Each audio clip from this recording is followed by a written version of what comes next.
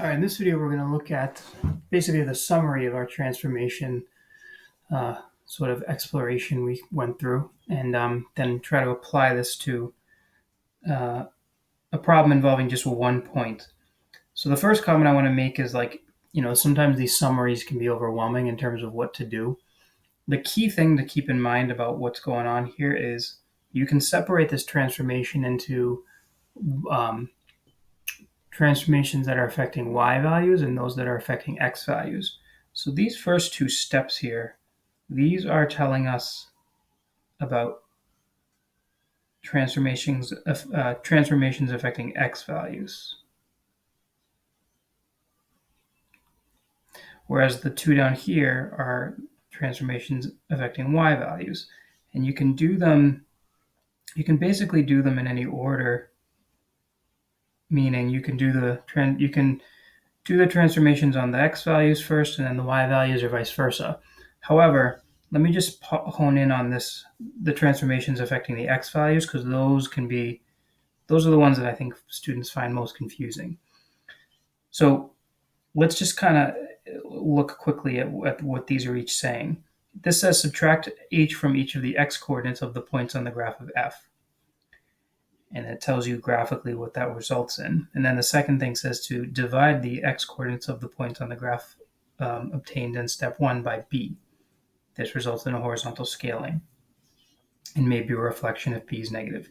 Essentially, the way you want to think of that is in prior videos I've been trying to get at the fundamental graphing principle, which is if the point a comma b is on the graph of f, that means that f of a equals b.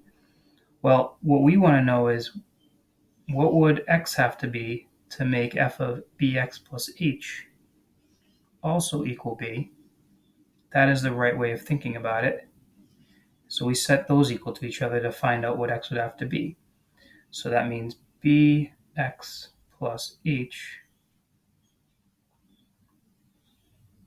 equals a.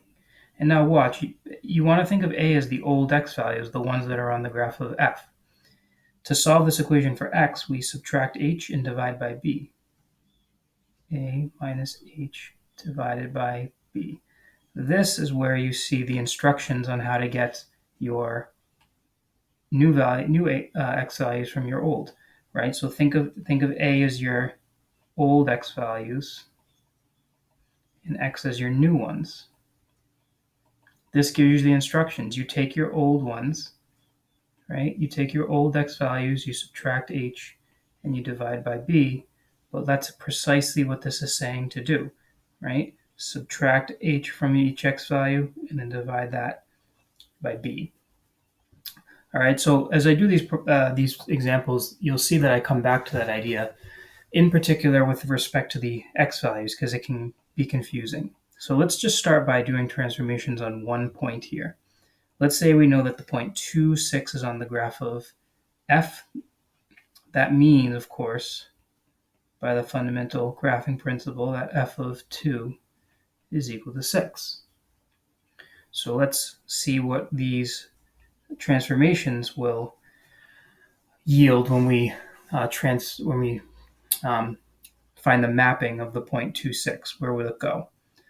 So this is clearly affecting y values. We're just going to multiply our y values by -1. Okay, x values aren't affected, so our new point is clearly going to be 2, and multiplying the y value by -1 gives us 2, -6. Okay, f of -x. Well, of course, ultimately, in this case, it's going to mean that you multiply your x values by -1. But again, I'm going to try to get you into the rhythm of how I think about this. I want you to think that we know f of 2 is equal to 6. What we want is f of -x to equal 6. In order to discover what that must be, we equate -x to 2, which tells us x is equal to -2. So the x value is now -2, and the y value is still a 6. So we'll write the point here would be -2, 6. Okay, how about f of 7x? So again, this is affecting the x values. So again, we know f of 2 is equal to 6. We want to know what to plug in for x to make f of 7x equal to 6. Well, that would mean 7x has to be 2. So 7x is equal to 2, then x is equal to 2 sevenths. And so that tells us that the point on this new graph is 2 sevenths, comma 6. This one, again, is affecting y values. So we're going to multiply y values by negative 8. There's only one y value at 6, so our point would be 2. The x coordinate stays the same. Again, don't forget I'm still referencing that 0.26. 2, multiply the y coordinate by negative 8. Negative 8 times 6 is negative 48.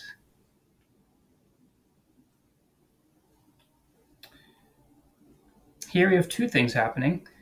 Let's deal with the x values first, right? Let's deal with that. Again, we know that f of 2 is equal to 6. We want to know what would we have to plug in for x to make f of x plus 4 equal to 6. That means we would need x plus 4 to equal 2, which means x would equal 2 minus 4, which would be negative 2. So our x coordinate is going to be negative 2. In our y coordinate, we'll see we just multiply the y values by 3. So our y value was a 6, and now it's going to be 18.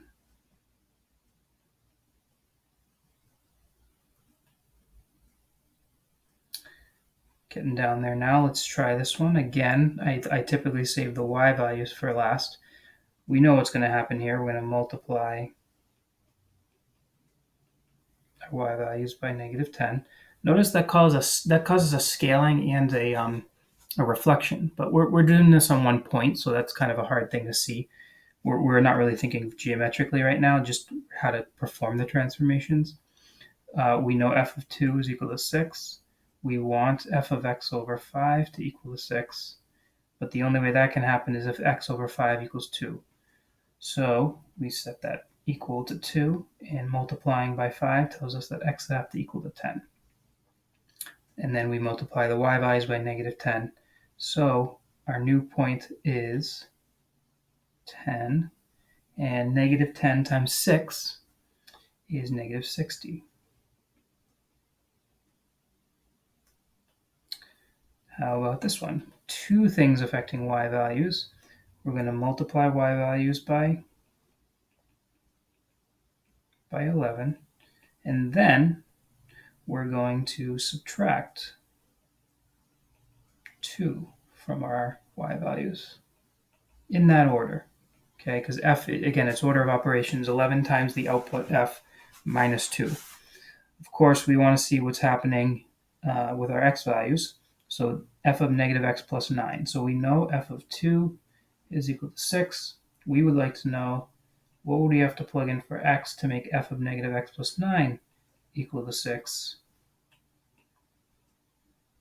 And that only happens if negative x plus 9 is equal to 2. So that means that negative x equals 2 minus 9, which is negative 7. It means x would have to equal 7. So our point is 7. And then we perform the transformations on the y values. 11 times 6 is 66, minus 2 is 64. Okay, let's just take a look at where we've gone. You'll notice I'm using a lot of repetition, but I'm doing it for instructional reasons. I want at least my students to see a pattern, and also have a sort of a scaffold in order to always deal with transformations with respect to the x coordinates in particular. That's really why I'm doing the scaffold. But let's finish with this one anyway. So that a tells us we're going to multiply y values by a. And then we're going to subtract d from the y values.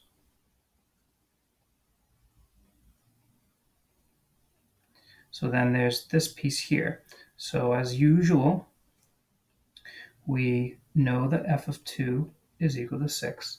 We want to know what would x have to be in order to make f of b, negative bx plus c equal to 6. Well, that's only going to happen if negative bx plus c is equal to 2. So we need negative bx plus c to equal 2. But that means that negative bx is equal to 2 minus c. And that means that if I'm gonna do I know I could divide by negative b. I'm gonna actually do it like this. I'm gonna say we first divide by b and then multiply by negative 1. So x is negative 2 minus c over b. So the reason I'm doing that is because later when you're thinking about what the graph is doing, you'll see that it's a shift rightward of c and then a horizontal scaling by a factor of b, or 1 over b, depending on if b is bigger or less than 1. And then the negative gives us a reflection in that order. But in any case, we've got our points negative 2 minus c over b. And then, of course, for our y values, we're going to multiply them by a. So we're going to multiply 6 by a and then subtract d, 6a minus d.